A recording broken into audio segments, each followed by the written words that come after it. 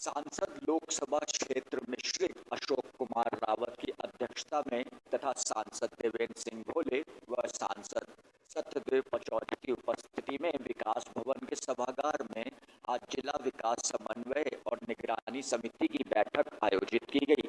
बैठक में सांसद अशोक कुमार रावत ने गत जिला विकास समन्वय और निगरानी समिति की बैठक में विभिन्न प्रकरणों में की गई कार्रवाई की अनुपालना के संबंध में जानकारी प्राप्त की।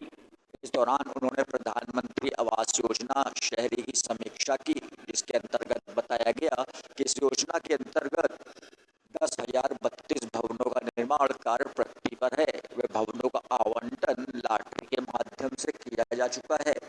जेडीए द्वारा निर्मित कराए गए 468 फ्लैटों की एग्रीमेंट की कार्रवाई शीघ्र किए जाने के निर्देश दिए गए हैं। बैठक के दौरान जनपद में अवस्थित तालाबों पर भूमाफियाओं द्वारा कब्जे को हटाए जाने की कार्रवाई किए जाने के निर्देश भी दिए गए।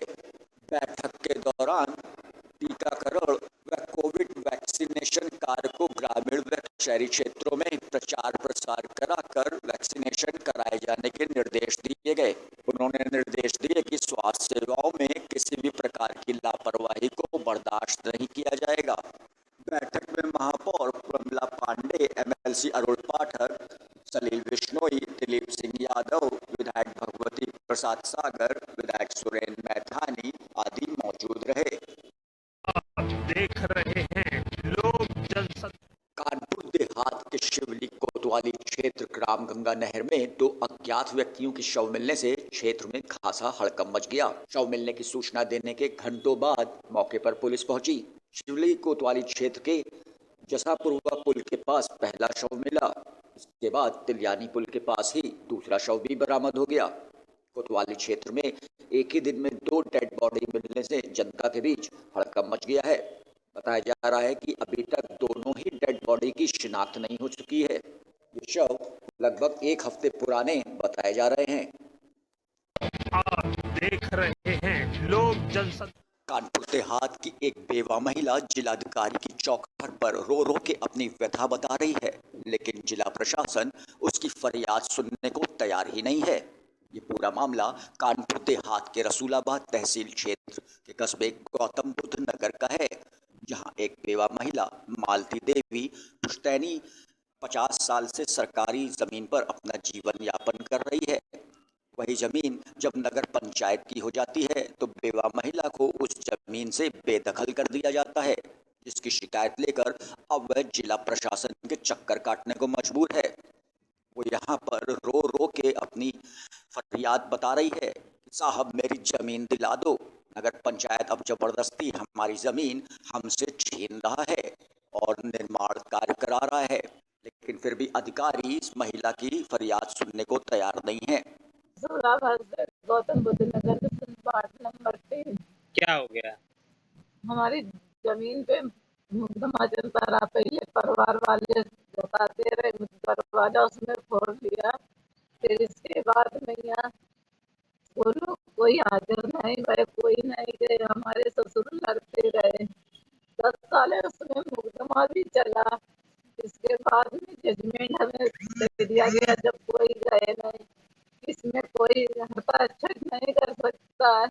इसके बाद में ये नगर पंचायत आ गई है 13 सालों से, तो अभी तक को तो कुछ भी नहीं हुआ। आज 3 सालों से हमें बहुत परेशान करे। कौन परेशान करता है? नगर पंचायत वाले क्या कहते हैं?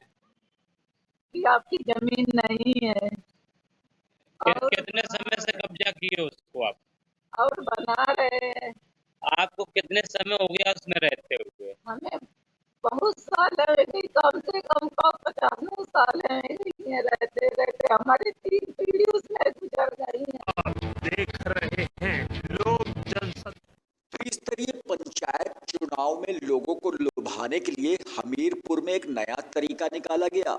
यहाँ पर एक क्रिकेट टूर्नामेंट का आयोजन किया गया और उसकी आड़ में अश्लील डांस कराया गया। हमीरपुर में आयोजित हुए इस क्रिकेट टूर्नामेंट में खिलाड़ियों से पहले बार बालाओं ने जमकर चौके छक्के लगाए। इस दौरान ग्रामीणों ने भी बार बालाओं के डांस का जमकर मजा लिया। आपको बता दें कि ये पूरा मामला बिवाड़ थाना क्षेत्र के उमरी गांव का है, जहां त्रिस्तरीय पंचायत चुनाव नजदीक आते ही वोटरों को लुभाने का प्रयास तेज हो गया है। कानून व्यवस्था को ताक में रखकर क्रिकेट टूर्नामेंट के फाइनल में बार बालाओं के डांस का कार्यक्रम आयोजित कर दिया गया। बताते चले कि बिना किसी सुरक्षा व्यवस्था के ये अश्लील डांस का कार्यक्रम आयोजित किया गया था। सैकड़ों की संख्या में भीड़ यहां मौजूद रही। वहीं स्थानीय पुलिस को इसकी भनक तक नहीं थी। बड़ा सवाल ये है कि अगर यहाँ कोई आकस्मिक घटना हो जाती तो उसका जिम्मेदार कौन होता।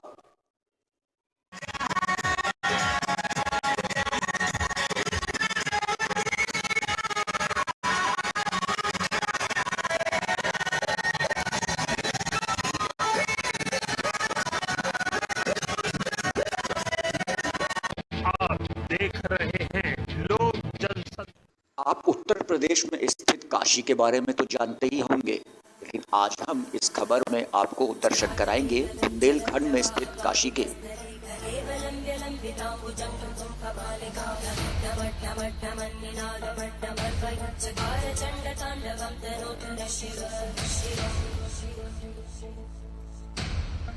जी हाँ, बुंदेलखंड के हमीरपुर में बेतवा नदी के किनारे बसा है ये काशी, जहाँ 108 शिव मंदिर स्थित हैं। पिछले जमाने में जब यहाँ पर अच्छी सड़कें नहीं हुआ करती थी, उसी वक्त बुंदेलखंड का काशी मिलाने वाला ये इलाका जल मार्ग भी कहलाता था, जो भोपाल से शुरू होकर काशी में खत्म होता था। हमीरपुर जिले में नदी के किनारे बसा ये जलालपुर का इलाका बुंदेलखंड का काशी कहलाता है। इस इलाके में 108 शिव मंदिर बने हुए हैं और इन सब मंदिरों में से सबसे बड़ा शिव मंदिर ये आपके सामने है, जो हमीरपुर में जलालपुर थाना क्षेत्र के बेतवा नदी के किनारे बसा है। लोगों के लिए यह आस्था का केंद्र तो है ही, साथ ही पर्यटन स्थल भी बन चुका है। बेहद खूबसूरत से दिखने वाले इस मंदिर का निर्माण तब हुआ जब इस इलाके में अच्छी सड़कें भी नहीं हुआ करती थी और जल मार्ग के रास्ते इस इलाके से पानी पर बड़ी बड़ी बोट चला करती थी, जो इलाके में माल सप्लाई करते हुए भोपाल से काशी तक जाती थी। जल मार्ग से गुजरने वाले तमाम सेठों में से किसी एक सेठ की नज़र इस इलाके पर पड़ी और उसने यहाँ रुकना शुरू कर दिया और उसी सेठ ने इस शिव मंदिर का निर्माण कराया। साथ ही इस इलाके में इस मंदिर के साथ साथ 108 अन्य शिव मंदिरों का भी निर्माण करा दिया। इसीलिए आस्था की दृष्टि से भी यह इलाका चर्चा में बना रहता है। अक्सर यहाँ तमाम पर्यटक भी आते रहते हैं। बीते जमाने का शहर जलालपुर, जिसे तमाम लोग रहस्यों की नगरी तो कोई अमीरों का शहर तो वहीं कोई दफीनों के शहर के नाम से जानता है, वह अब खंडहर में तब्दील होता जा रहा है।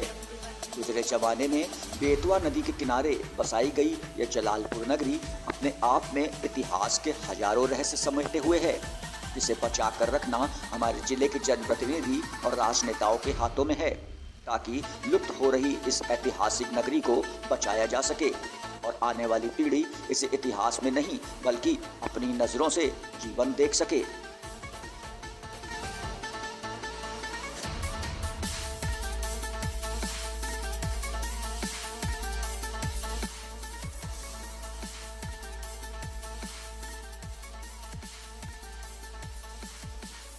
आप देख रहे हैं लोक जनशक्ति। सीतापुर जनपद में हरगांव थाना क्षेत्र के खेदरापुर गांव और राजेपुर गांव से लगभग आधा सैकड़ा ग्रामीण खेदरापुर निवासी शिव कुमार के ट्रैक्टर ट्रॉली से 84 कोशी परिक्रमा में शामिल होने के लिए नैमिषारण्य जा रहे थे।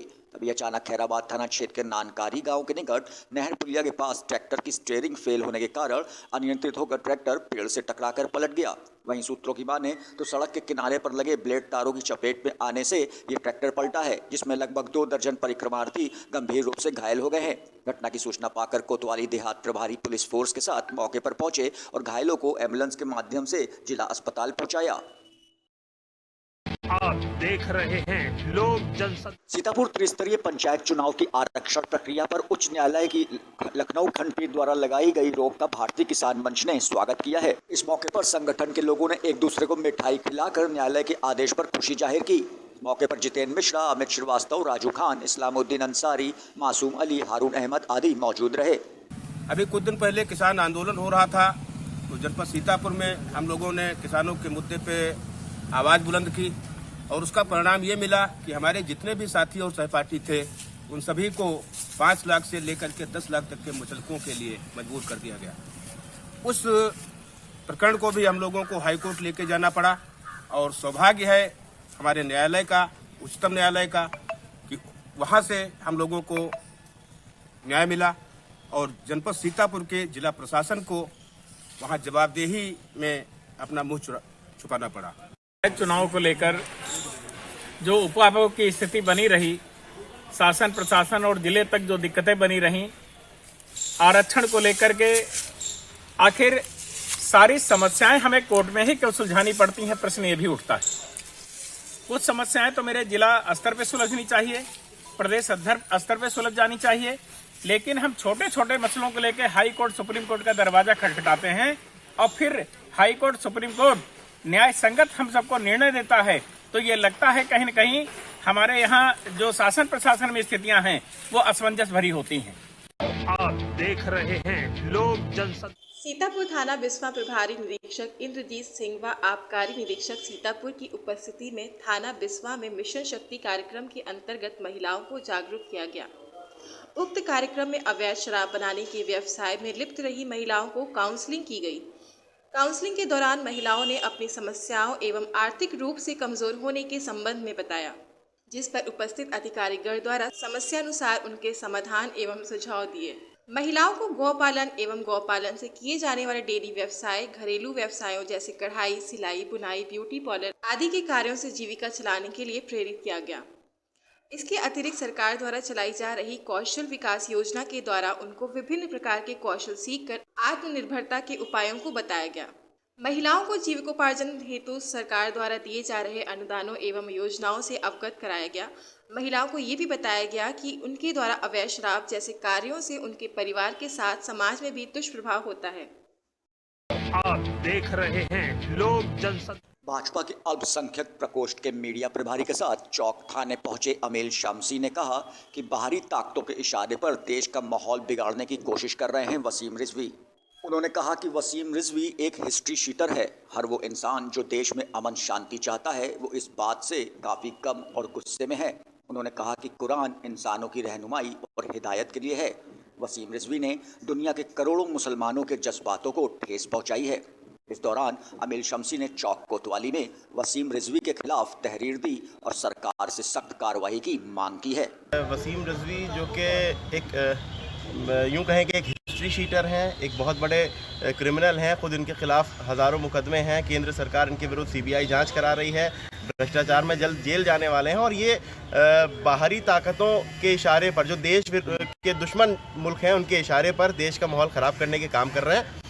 ये सिर्फ और सिर्फ देश का माहौल ख़राब करना चाहते हैं। अभी इन्हीं ने कल 11 मार्च को एक शोशा छोड़ा कि मैं कुरान शरीफ में से वो 26 आयतों को हटाने के विरुद्ध माननीय सर्वोच्च न्यायालय में जो है वो याचिका दायर कर रहा हूँ। ये इस तरह से बात करी जिससे कि भारत के मुसलमानों में, बल्कि भारत के मुसलमानों में ही नहीं, हर उस इंसान में जो देश में अमन चाहता है, जो देश में शांति चाहता है, जो देश में मोहब्बत का माहौल चाहता है, उनमें जो है बहुत इस बात को लेके गम है, बहुत गुस्सा है, बहुत आहत हुए हैं वो इस बात से। क्योंकि देखिए हमारा देश जो है वो गंगा जमनी तहजीब का देश है। आप देख रहे हैं लोक जनशक्ति। सीतापुर जनपद में भाजपा के प्रदेश अध्यक्ष स्वतंत्र देव सिंह के हरगांव आगमन पर हरगांव विधायक सुरेश राही के नेतृत्व में कार्यकर्ताओं व चाहने वालों ने जोरदार स्वागत किया। इस दौरान भाजपा जिला अध्यक्ष अचिन मेहरोत्रा, हरगांव विधायक सुरेश राही, महौली विधायक शशांक त्रिवेदी, भाजपा जिला महामंत्री उदित बाजपेयी आदि मौजूद रहे। आप देख रहे हैं लोक जनशक्ति। उत्तर प्रदेश के सुल्तानपुर जिले में गोवंश आश्रय स्थल के लिए ली गई नगर पालिका की जमीन पर जिला पंचायत द्वारा शॉपिंग कॉम्प्लेक्स बनाए जाने का सनसनीखेज मामला सामने आया है। फिलहाल नगर पालिका ने आपत्ति जताते हुए मुख्यमंत्री समेत तमाम अधिकारियों से इसकी शिकायत की है। वहीं जिलाधिकारी द्वारा मामला संज्ञान में आने के बाद उन्होंने जिला पंचायत को अपने निदेशालय से स्पष्ट आदेश मंगवाने के बाद ही निर्माण कार्य करवाने का निर्देश दिया है। बताते चले कि ये मामला है नगर कोतवाली के अमहट स्थित गोरा पारिक का। यहीं पर नगर पालिका की जमीन पर पुराने गोवंश आश्रय स्थल बनाए जाने के निर्देश के बाद जिला पंचायत द्वारा नगर पालिका की सहमति से यहां बेहतर गोवंश आश्रय स्थान बनाना शुरू किया गया। लेकिन हैरानी की बात ये रही कि नगर पालिका की इस जमीन पर जिला पंचायत द्वारा वहां शॉपिंग कॉम्प्लेक्स का निर्माण करवाया जाने लगा। इस बात की जानकारी जब नगर पालिका प्रशासन को लगी तो हड़कंप मच गया। आनन फानन में नगर पालिका ने मुख्यमंत्री समेत आला अधिकारियों को इस मामले की जानकारी दी। वहीं अधिकारियों से जिला पंचायत की शिकायत करते हुए निर्माण रुकवाने का अनुरोध भी किया है। जिला पंचायत के अनुसार जो शॉपिंग कॉम्प्लेक्स बनवाया जा रहा है उससे अर्जित आय से गोवंश आश्रय स्थल की देखरेख और खर्च चलाया जाएगा। वहीं जिलाधिकारी की माने तो दोनों ही सरकारी विभाग हैं, लेकिन शॉपिंग कॉम्प्लेक्स का निर्माण हो सकता है या नहीं, इसके लिए जिला पंचायत को निर्देशित किया गया है। इसकी अपने निदेशालय से पहले कॉम्प्लेक्स बनवाने की जानकारी करें, फिर वहां निर्माण कार्य करें। ये गोरा बारीक अमहट में पालिका का एक बहुत पुराना कांजी हाउस था। खाता संख्या 151 और गाटा संख्या 676/2 में ये 3 विश्व से अधिक के भूखंड में काजी हाउस था। उस पर जिला पंचायत द्वारा गोवंश आश्रय स्थल का निर्माण कराया गया, जिसमें पालिका की से सहमति उन्होंने मांगी थी। चूँकि मुख्यमंत्री जी की अति महत्वाकांक्षी योजना है और गोवंश के लिए पालिका भी उसके संरक्षण के लिए तत्पर रहती है। पालिका की सहमति से पालिका की भूमि पर यह गोवंश आश्रय स्थल बना, लेकिन अभी 5 तारीख की रात में यह संज्ञान में आया कि उस गोवंश आश्रय स्थल में एक बहुत विशाल आरसीसी शोरूम का निर्माण हो गया है। प्रकरण संज्ञान में आने पर तत्काल मुख्यमंत्री जी को इस प्रकरण से अवगत कराते हुए पालिका अध्यक्ष ने उनको शिकायती पत्र भेजा है, जिसमें खतौनी की नकल और वहां पर बने शोरूम का चित्र इत्यादि भेजा है। सीडीओ साहब से भी इसकी शिकायत की गई है। जिलाधिकारी महोदय को भी पत्र लिखा गया है। मैंने कल जिलाधिकारी महोदय की और माननीय अध्यक्षा नगर पालिका की बैठक को देखा और चूंकि हमारे प्रशासक हैं जिलाधिकारी महोदय, तत्क्रम में उन्होंने इसको अवगत कराया है। इसी के साथ मैं जुड़ते हुए मैं एक चीज अवगत कराना चाहता हूँ कि माननीय अध्यक्ष महोदय द्वारा अपने बाइट में ये उल्लेख किया गया है कि यहाँ पे काजी हाउसेस पूर्व में थी। ये मुझे खुशी की बात है कि माननीय अध्यक्ष महोदय ने इसको काजी हाउसेस का अस्तित्व स्वीकार किया है। साथ ही 1956 से काजी हाउसेस जिला पंचायत के अधीन चल रहा था और उसमें जिन जिन कर्मचारियों को पाउंड कीपर के रूप में तैनात किया गया था, उनकी सैलरी आदि का विवरण भी जिला पंचायत के पास उपलब्ध है। ये इस संबंध में कहने के लिए पर्याप्त है। जहाँ तक वर्तमान स्थिति का प्रश्न है, इस संबंध में माननीय अध्यक्ष महोदय को भी सादर अवगत करा दिया गया है और शासन से भी इस संबंध में अवगत कराया गया है। अमहट जो कांजी हाउस है उसके विषय को लेकर के विवाद है। नगर पालिका का नाम खतौनी में तहसीलदार के आदेश से दर्ज है, तो जिला पंचायत कह रहा है कि वो कार्रवाई सही नहीं है। खैर वो तो जो लड़ाई है कि उसमें दोनों ही सरकारी विभाग हैं उसको रिजॉल्व किया जाएगा। एक इशू और आ रहा है कि इन्होंने कुछ उसमें शॉप फ्रंट डेवलप किए हैं कि इसकी कमाई से हम गौशाला का भरण पोषण में एडिशन करेंगे। उस विषय में उनको कहा गया है कि इसमें अपने निदेशालय से स्पष्ट मंतव्य ले लें कि क्या ऐसा किया जा सकता है, उसके बाद ही उस पर आगे कार्रवाई करें, फिलहाल आगे ना बढ़ाएं। तो जैसा मंतव्य निदेशालय से प्राप्त होगा उसी अनुसार कार्रवाई करेगी। आप देख रहे हैं लोक जनशक्ति। आईजी रेंज लखनऊ लक्ष्मी सिंह ने जनपद खीरी का वार्षिक निरीक्षण किया। इस दौरान उन्होंने सहकारी संघ के चुनाव में हुई फायरिंग और बवाल को लेकर कहा कि कानून को हाथ में लेने की इजाजत किसी को नहीं है। ये बात उन्होंने पुलिस लाइन सभागार में एक प्रेस वार्ता के दौरान कही। दो गुटों में टकराव, तोड़फोड़, फायरिंग भाजपा जिलाध्यक्ष सुनील सिंह और विधायक मंजू त्यागी पुलिस के सामने हुई थी। क्रॉस FIR भी इस मामले में दर्ज हो चुकी है। उन्होंने कहा कि आज वार्षिक निरीक्षण किया गया, जिसमें फूलबेहड़ थाने का निरीक्षण भी किया है। फूलबेहड़ में करीब 500 महिलाओं के साथ संवाद करके मिशन शक्ति के बारे में जानकारी दी। आए हैं इसमें पुलिस कार्यालय में बड़े बाबू की शाखा, पत्र व्यवहार शाखा, अंकित शाखा, साथ ही साथ पुलिस लाइन का निरीक्षण किया गया है। MT सेक्शन का निरीक्षण किया गया है। थाना फूलबेहड़ और खीरी का निरीक्षण किया गया है।